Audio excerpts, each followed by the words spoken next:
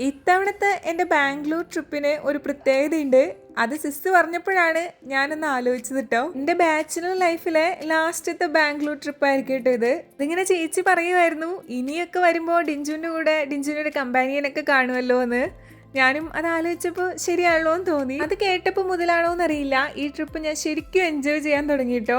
ഒരു special feeling ഒക്കെ വരുന്നുണ്ട്. ഇത്രയൊക്കെ പറഞ്ഞാലും നമ്മൾ സിംഗിളായിട്ട് ഇങ്ങനെ കറങ്ങി നടക്കുന്ന ലൈഫ് ഞാൻ നല്ലപോലെ എൻജോയ് ചെയ്തിട്ടുണ്ട്, ഇപ്പം ചെയ്യുന്നുണ്ട് കേട്ടോ.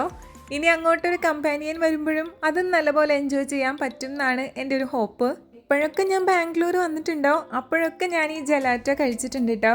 ഇത് ബ്ലൂബെറി ചീസ് കേക്ക് ആണെന്ന് ഓർത്താണ് വാങ്ങിയത്, പക്ഷെ ഇത് സ്ട്രോബെറി ചീസ് കേക്ക് ആയിരുന്നു കേട്ടോ. പെട്ടെന്ന് വായിച്ചപ്പോൾ മാറിപ്പോയായിരുന്നു, പക്ഷെ എനിക്ക് നല്ലപോലെ ഇഷ്ടപ്പെട്ടു. സാധാരണ സ്ട്രോബെറിയുടെ ഫ്ലേവേഴ്സ് ഒന്നും എനിക്ക് അങ്ങോട്ട് ഇഷ്ടപ്പെടാറില്ല. ഞാൻ എപ്പോഴും പറയുന്ന പോലെ ബാംഗ്ലൂർ നിങ്ങൾ വരുന്നുണ്ടെങ്കിൽ ബാംഗ്ലൂർ ചർച്ച് സ്ട്രീറ്റും കമനഹള്ളിയും നിങ്ങൾ ഒരിക്കലും മിസ് ചെയ്യാൻ പാടില്ലാത്ത രണ്ട് സ്ഥലങ്ങളാണ്. നൈറ്റൊക്കെ വൈബ് ചെയ്യാൻ പറ്റിയ വേറെ തന്നെ ഒരു ഫീലിംഗ് ഉള്ള അടിപൊളി പ്ലേസസ് ആണ് കേട്ടോ. നമ്മൾ 3 പേർക്ക് കൂടിയിട്ട് ആകെ 2 എണ്ണമാണ് വാങ്ങിച്ചിട്ടുണ്ടായിരുന്നത്. അതിനകത്ത് ഒന്ന് ഈ ഒരു സ്ട്രോബെറി ചീസ് കേക്കും, പിന്നെ ഒന്ന് അവർ വാങ്ങിച്ചത് കോക്കനട്ട് ബൗണ്ടിയാണ്.